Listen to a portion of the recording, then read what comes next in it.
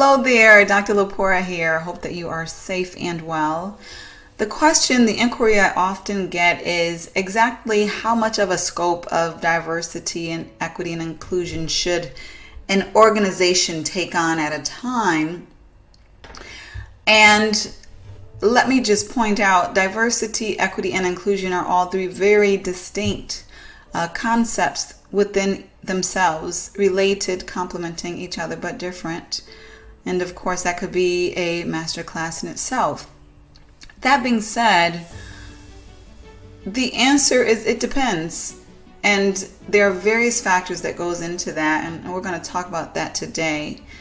So again, we want to often ask ourselves, can we even boil the ocean of diversity, equity, and inclusion?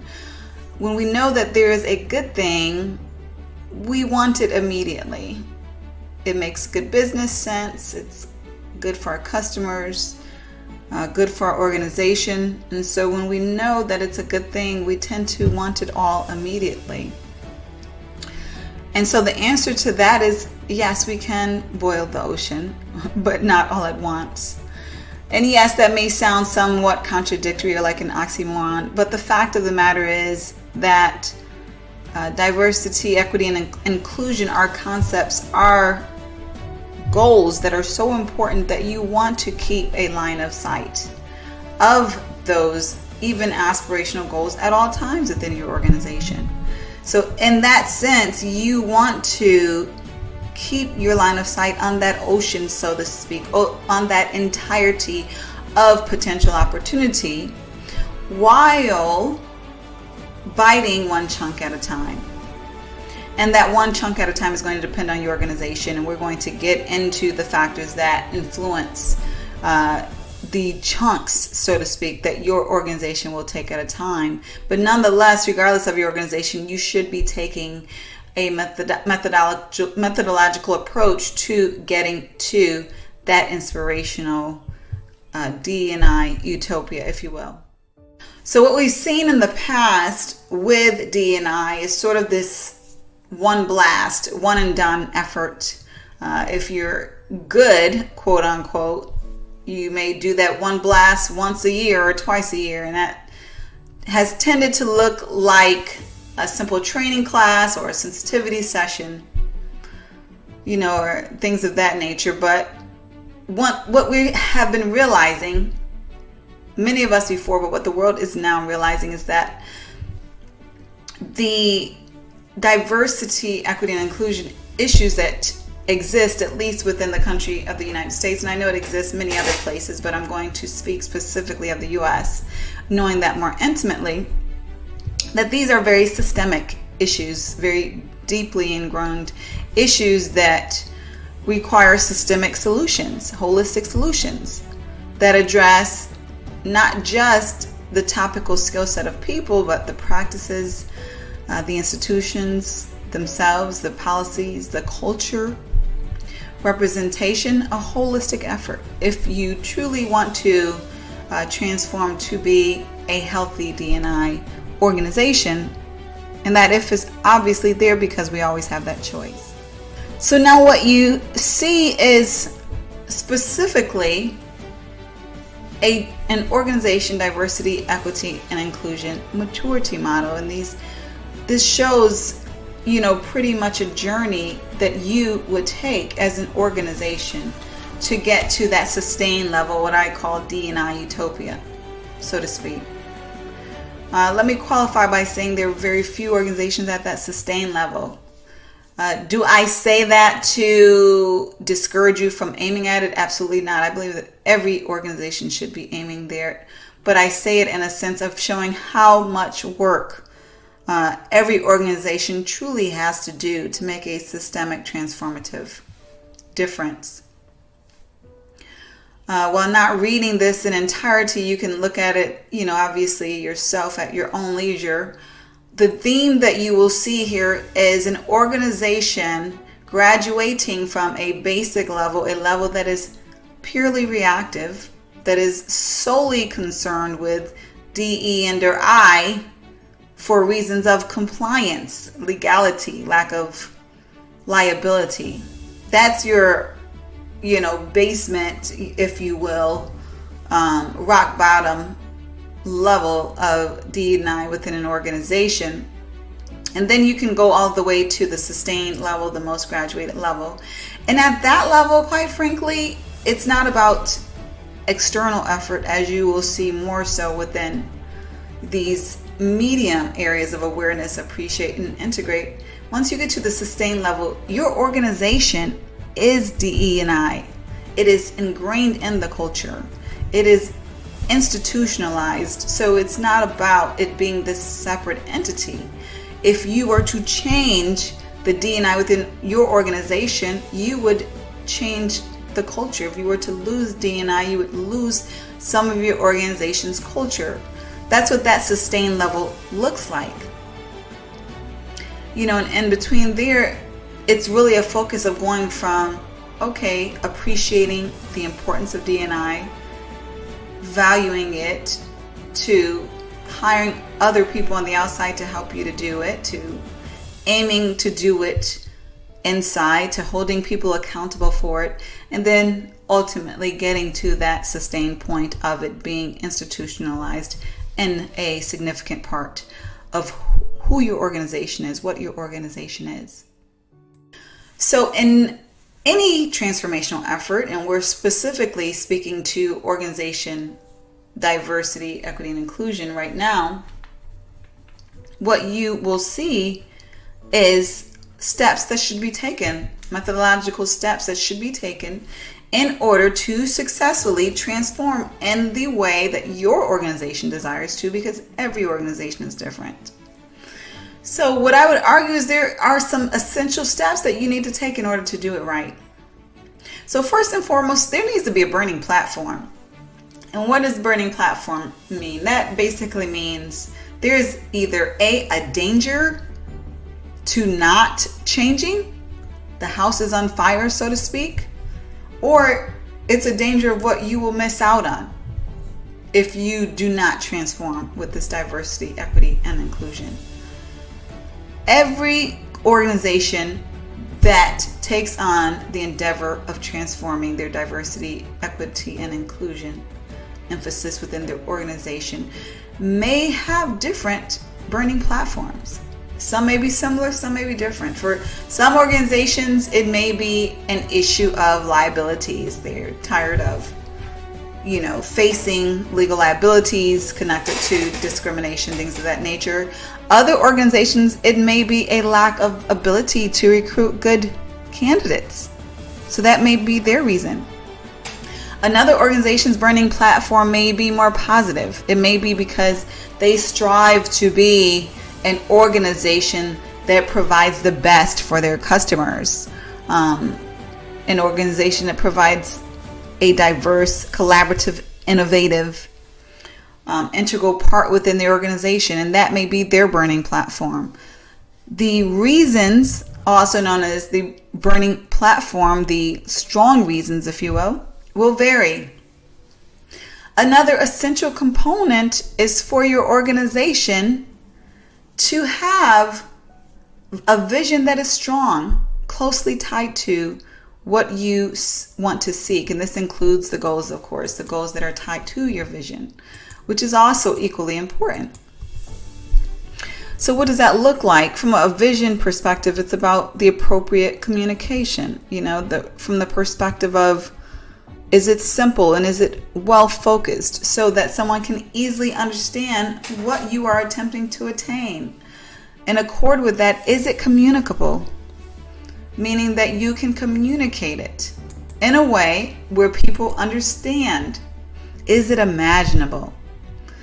This begs the question, obviously this is subjective, but for your organization, can people imagine this vision actually happening? Or is your culture so far from that vision that they can't even imagine your organization getting there? Very importantly, is it desirable? Is the vision desirable? Meaning, do you have enough of the right stakeholders? And you would know what the right stakeholders are, people who have influence within the organization, who are needed by the organization. who desire this vision, who desire to upgrade, if you will, your D, E, and or I efforts and feasibility. Is it shown to be doable? Is it shown to be a feasible response? Meaning, when you compare it to other alternatives, does it make sense? Have you done your due diligence regarding how it's actually going to happen? And then lastly, a very important one is flexibility, being flexible. Is your organization flexible enough now in the vision to take it on, while knowing a vision is not an implementation plan, but flexible enough to adapt in order to be successful in it? Because anytime we do something new, there are going to be unexpected occurrences. And when that happens, it's important for us to be flexible enough to pivot in order for what we seek to be successfully implemented. So we went into the importance of a burning platform, the importance of having a vision and what that good vision looks like and goals. And then there are your alternatives. Now, people will often argue if you truly have A as a goal, you don't want to talk about B and C because that discourages you from focusing on A. And what I would argue is that you do want to talk about B and C. Even if you ultimately are committed to A, you want to understand B and C because, for one, it will make your plan A better because you may include some elements of B and C with A. And secondly, you want to understand the skepticism that is within your organization. If there are people who have alternative suggestions, you want to understand their needs so that you can address them with whatever you commit to. And you want to understand them to manage resistance to change, which often comes when there are those desired alternatives. So that is a very important reason to address your alternatives. You want to ensure you have sponsors. That is another very important step in building your diversity, equity, and or inclusion transformation strategy. Sponsors are those individuals who do just that. They sponsor the effort. That is, they have enough power and resources to make the effort happen. The effort may not happen without those sponsors. Those sponsors are often most likely the top leaders of the organization. They are the ones who, when they grab the microphone, people will listen to, and they also the ones who tend to have the purse strings. So whether it's the CFO or the director or the CEO, it's obviously the most desired. These are very important sponsors to have, because while we often love to cheerlead and desire that whole change from the middle up, and it does happen, when we work with transformational change, we know that typically change is not successful without those top level sponsors. And then importantly, in accord with that, very related to that, we want to ensure that we understand the investment level of our transformation. And investments is not just talking about money, which of course is a very important one, but it's also talking about the time investment, which oftentimes equals money, that is going to be required by different stakeholders. We're talking about the investment of people, not from just a staffing perspective, but from the perspective of if there are different desires and opinions, there is that people element, if you will, that can either go up with engagement and satisfaction, or it can go down. Now, what is well known with most transformational changes is that our people engagement, our people satisfaction oftentimes go down before it goes up. Now, why is that? It's because oftentimes there is anxiety related to change. We want to resist it because it is unknown to us. So we are uncertain regarding whether or not it's going to benefit us. And it may be even a possibility that we think it may hurt us. So part of that investment for any transformation, and D&I is not an exception, is that investment, that cost, if you will, of that people factor. Now, if it is the right change, which I believe D&I is, that investment will be well invested and worth the ROI that comes. The ROI will be well worth the investment rather.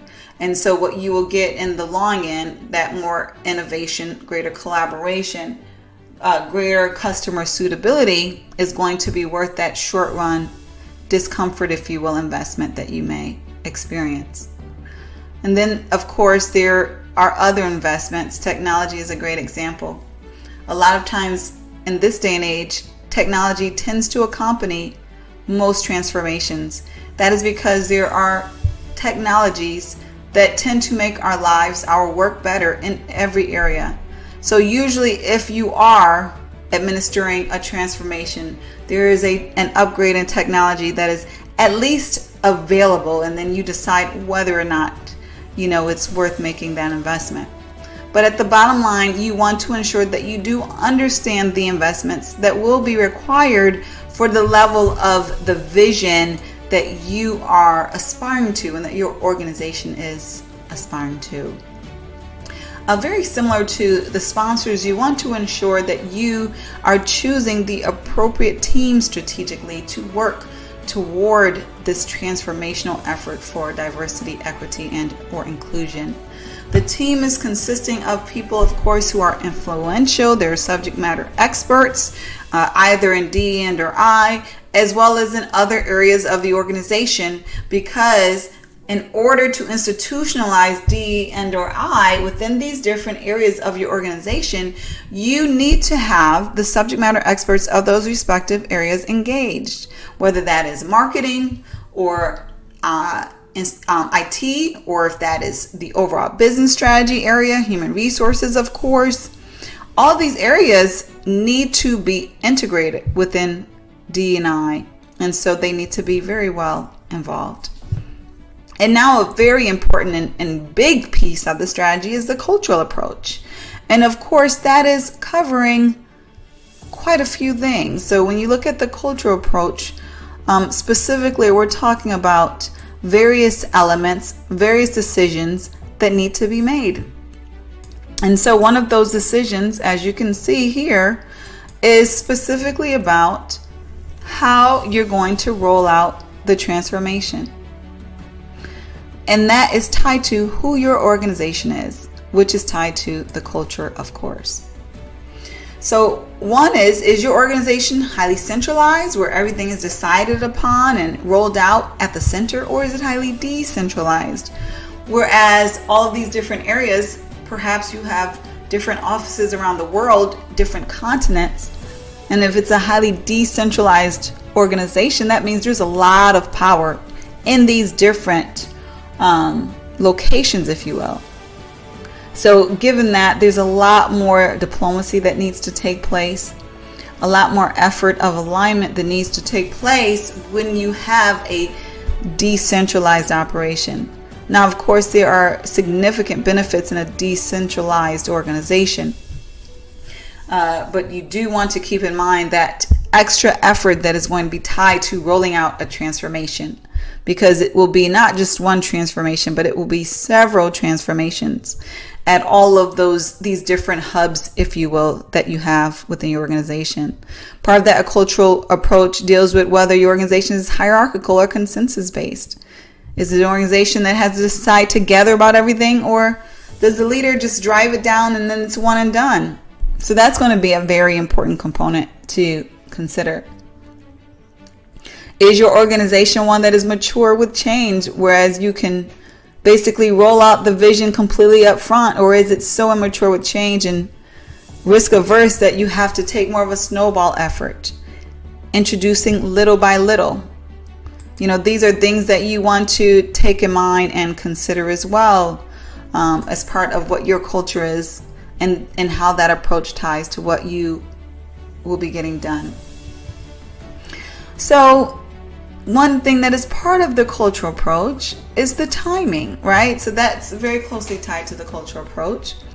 And timing is different. As I mentioned about the change maturity of your organization, that is going to have a huge impact on what that timing looks like. Whether it's an incremental or radical change, as I mentioned, or is it something even that you're ready to do now immediately, or are there certain prerequisites your organizations have to do culturally in order to implement later? Is this going to be a slow implementation because your organization needs to build the capacity up, or the skills, or the resources, or it's just not used to fast change culturally? Or is it going to be a fast change, one where your organization is ready to pivot? They are nimble and they have great capacity and resources and a high level of change maturity. Is it going to be a transformation that is flexible, whereas you're learning as you go and you admit, that you're not necessarily 100% sure how this vision is going to be implemented? Or is it one that is more inflexible, whereas leadership is staunch on specific things happening and definitely not open to veering from that? And lastly, as far as timing, what is your organization's tolerance for individual transitioning? This is very important because you have organizations that are like night and day from each other. And even within organizations, while you have shared cultures, you still have a great diversity of individuals within an organization. And they transition differently. They progress differently. They learn differently. They adjust differently. And so your organization has to decide what is going to be your tolerance for individual transitioning. If there's an individual who is stuck in his or her own ways, what is your tolerance or patience level for those types of individuals? These are elements that need to be decided. And then lastly, you want to make sure that whatever assumptions that do exist up front are shared in a transparent way. And this will help to prevent confusion, reduce the level of confusion. It will help also to be prepared for what obstacles or challenges may happen through the transformation toward more diversity, equity, and inclusion. Certain examples of assumptions include: will your business model change? Will your systems, technology change? Will the processes change? Will your departments be reorganized? Or will your workforce need to be augmented because you don't have the right skill sets inside? How will your employees need to be trained?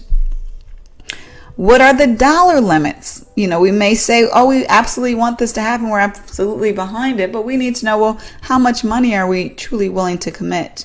And similar to that, how much time are we truly willing to commit to this effort? These types of assumptions, if they exist, they need to be well communicated, well aligned, so that people can work together in a healthy, collaborative way. So these are very important components that go into a healthy transformation for diversity, equity, and inclusion. Again, achieving holistic DE&I is a transformational shift. It's not a lightweight move. It's definitely not just a training class or a session. And it's something that you want to do in a very methodical, rigorous way so that it can make a truly important and beneficial impact for your organizations. If you do have any questions regarding this topic, feel free to email me. And I will provide some answers for that. If you have found this masterclass helpful, please do share it with others and have a phenomenal day.